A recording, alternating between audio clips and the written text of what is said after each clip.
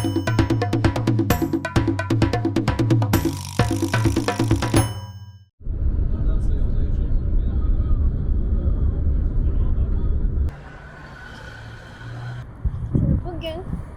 Cumartesi 24 Haziran. Sivas'a gelmiş bulunuyorum.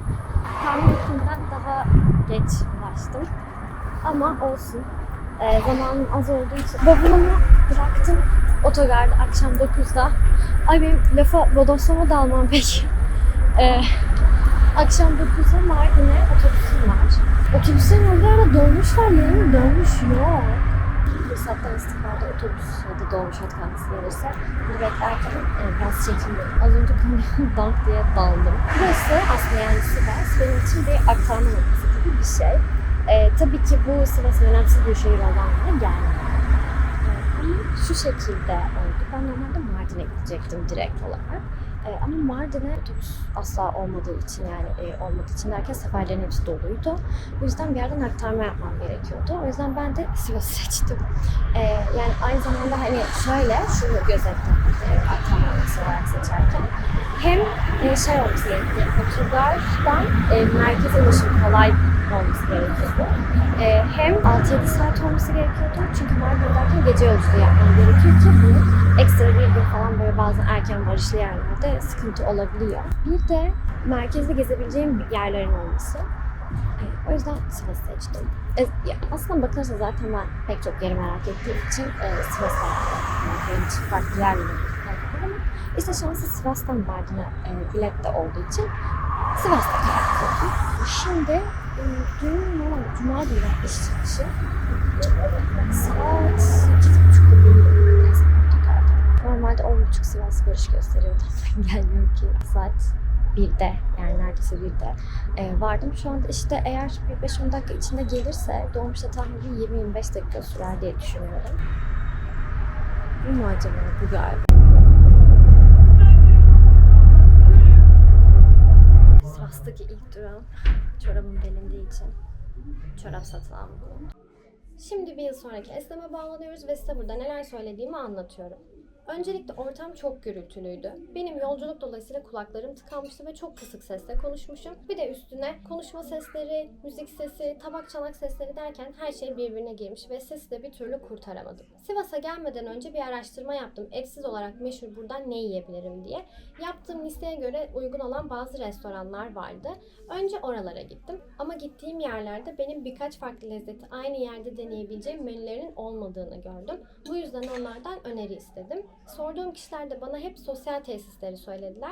Sonra ben de buraya geldim ve iyi ki de gelmişim çünkü gerçekten memnun kaldım burada yediklerimden.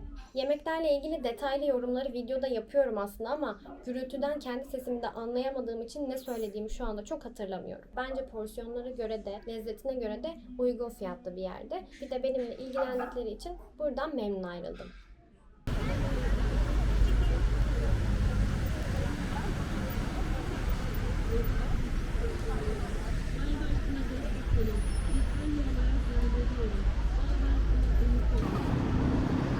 Şu yapının ne olduğunu bilmiyorum ama şu sağdaki Sivas valiliğiymiş. Ama şunu bir öğreneceğim.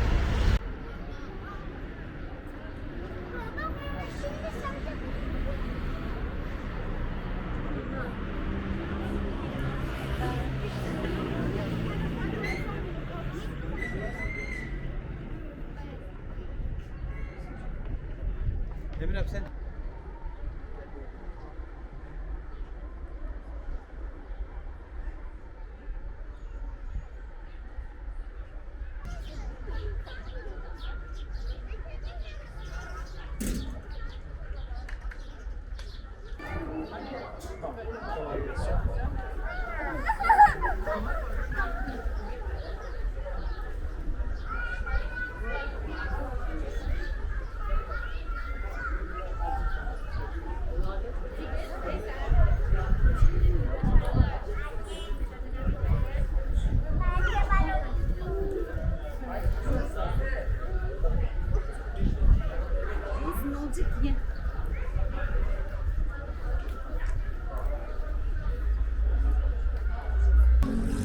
Burası da sanırım çarşı gibi bir yer.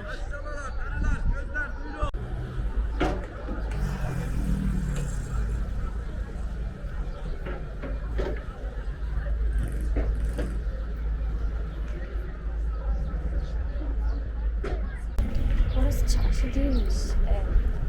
Bursa'daki Kozan'a benzer içinde böyle insanların kahve falan içtiği bir yermiş, böyle masalar falan vardı. Çok sıkışık oldu oraya. Girdim ama çekmedim. Sadece kongre binasının içine girdim. Oranın içine girmedim sadece. Ama o saat 7'de kapanıyormuş. Oraya girebilirim. Onun dışında Ulu Cami'ye daha hiç girmedim. Şu an zaten bu civarda birbirine yakın olan yerlere gittim. Birkaç tane de uzak yerler var. Uzak derken o da bir 5-10 dakika yakın mesafesi. Ve oraya gideceğim. Kendime söz vermiştim. Gerçekten dedim ki bu sefer fotoğraf çekerken insanları da alacağım. Ama maalesef yine insanların çıkmasını bekliyorum. Aslında belirli bir fotoğraf karesi için insan geldiğinde ben deliriyorum. Ve dakikalarca onların oradan çıkmasını bekliyorum. Sanki onların orada yürüme özgürlüğü yokmuş gibi. 3 yıldır üst üste bana hep Zeugma Mola müze kart geliyor. Yani ya kartları sadece Zeugma Mola yapıyorlar ya da Evren bana bir şey anlatmaya çalışıyor, bilmiyorum. Kongre binasını gezdim. Çok güzeldi. Ve her gezdiğim şehirde bir Atatürk köşkü, işte bir Atatürk evi, işte Atatürk bunu burada yaptı, bunu burada söyledi falan böyle şeyler olduğu için. Ben de tam medrese bölgesini bitirdim. Şeye gidiyorum, bu camiye gidecektim. Konum bakarken annem oldu. Annemle konuşurken ben de aman yardım rastgele yürüyeyim. Rastgele yürürken seçtiğim yol doğru yolmuş. Adam annemle telefonu konuşurken adamın tanesi cami ne tarafta? Şu taraf dedi. Süper, gittiğim yermiş. Bura mı yoksa? Yok canım, Ulu Cami büyüktü. Şurada bir minare gibi bir şey gördüm. Bu eski bayağı. Bence başka bir şey. Yani şu sağ tarafı bir yer orası. Neyse oraya bakacağım şimdi. Sadece arkeoloji müzesini gezebileceğim. Çünkü arkeoloji müzesi 5'te kapanıyordu. Ve benim o kadar vaktim maalesef. Şu olamaz değil mi? Öyle bir şey var ama. Hiçbir öyle mi? Neyse. Saat zaten şu an 4:20 falandır tahminen. Bir işte Ulu Cami'ye gitmem lazım. Bir de fotoğraf çekip çekmemek konusunda kararsız kaldığım yerler vardı. Bir de oralara gideceğim. Belki çekeyim.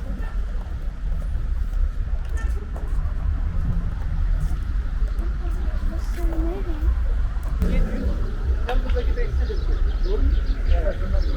Ya Ulu Cami burasıymış ya. İbadete açık olduğu için gezecek yeri vardır bence. Ama sadece ben başka bir şeyle mi karıştırıyorum diye düşündüm şu anda. Öyleymiş demek ki. Ben de böyle...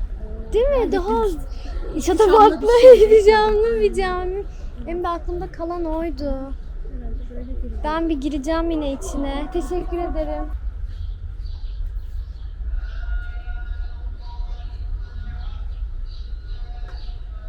Ben şimdi Ulu Cami'den çıktım ama benim Ulu Cami aklımda olan Ulu Cami değilmiş. Ulu Cami arkadaşmış. Şöyle olmuş. Sivas'ın, yine Sivas'tan Divriği diye bir ilçesi var. Ve Divriği Ulu Cami Sivas'ın Divriği ilçesiymiş. Benim Ulu Cami deyip gittiğim yer ve sanki böyle Ulu dediğim yer yine Ulu Cami. Ama herkesteki farklı Ulu Cami'ydi. İçine girdim ama başörtü olmadı. Şimdi tam namaz vakti olduğu için çıktım. Sadece avlusunda birazcık oturdum. Böyle bir 15 dakika kadar falan. Benim gezdiğim yerler merkezde. Bu çifte minareli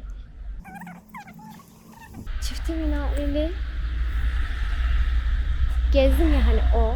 Ondan sonra Burcu öyle bir medrese. Onun dışında da bir tane de hamam vardı galiba. Ama o kalıntılar olabilir. En hazırlıksız gezdiğim yer olabilir burası. Şimdi sadece 2 tane yer kaldı. Biri Gökmen Medrese, bir tanesi Sivas Medrese. Onlar da zaten şu anda arkamda odamda. Oraya yürüdüm ama inanılmaz yorgunum ve kafam böyle hani değişik, zaten sol kulağımda tıkalı olduğu için ekstra benim için zor oluyor. Bir yandan fotoğraf makinesi harika yapıyor ama bir yandan fotoğraf çekesim, yani enerji ve fotoğraf çekmek.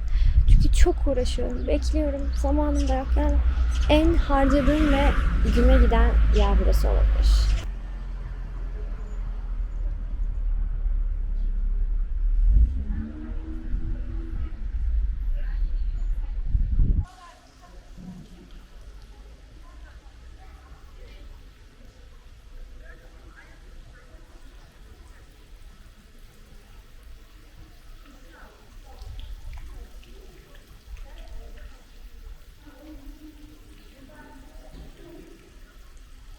Ben de bugün için şunu düşündüm Gök Medrese'ye girdiğimde.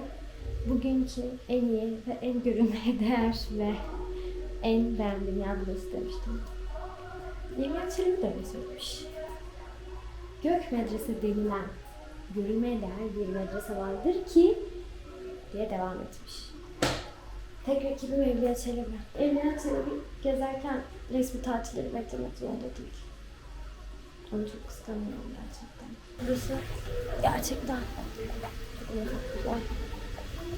Yani buraya daha, yani muhtemelen şu an kaleye gitmeyeceğim. Kaleye gitmekten vazgeçtim. Ve gördükten sonra. Bu yolun sonunda Sivas Valiliği ve Koordine Merkezi var.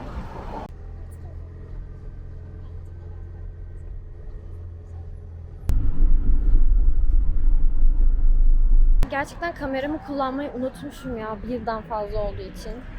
Ve sesim ve yüzüm çok yorgun ve mutsuzmuş gibi duruyor. Belki enerjim yerinde değilmiş gibi. Ama aslında iyiyim. Yani güzel. Sadece biraz fiziksel olarak yoruldum. Ve bu halimle bile şurada şu an karşımda şey var. Luna Park var. Ve otogar hemen dibinde. Yani şu anda yürümeye kalksam otogara 3-3,5 dakika. Ve Luna Park hemen yanında. Diyorum ki acaba 1 saat kalmışken şu an Luna Park'ta ne eğlensem. Yalnız şu çok deli bir şeye benziyor. Ay ben onu yapsam. Ama neyse sonunu düşünen kahraman olamazmış. Şuna binmeyi düşünüyorum.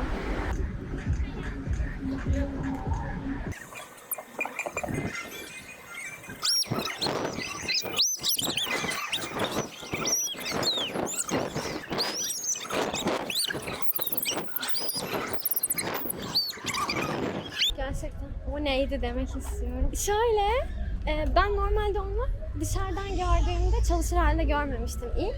Zannediyordum ki hem kendi etrafında böyle dönerken hem de yukarıya çıkıyor. Ve ben o yüzden bilmiştim. Sonra ben jeton alırken onu çalıştırdılar, dışarıdan biraz izledim.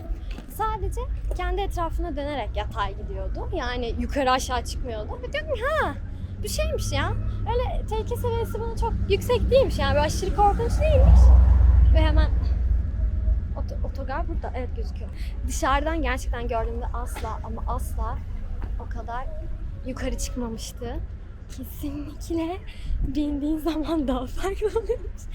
Ben normalde gondola da bindim.